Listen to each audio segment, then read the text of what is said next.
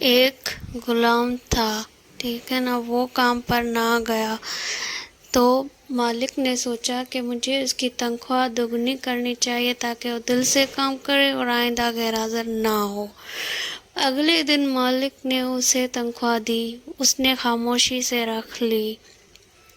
کچھ دن بعد پھر وہ غیر حاضر ہوا تو مالک غصے میں آ کر اس کی تنخواہ کم کر دی، وہ پھر بھی خاموش رہا۔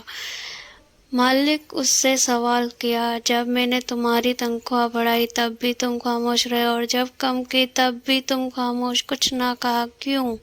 غلام نے جواب دیا، جب آپ نے تنخواہ بڑھائی تب میرے گھر ایک بچے کی پیدائش ہوئی تھی، ٹھیک ہے، وہ رزق اپنے ساتھ لے کر آیا تھا، اور جب آپ نے تنخواہ کم کی تب میری ماں کا انتقال ہوا، وہ رزق اپنے ساتھ لے گئی، تو میں اس رزق کی فکر کیوں کروں جس کی ذمہ داری خود اللہ نے رکھی ہے۔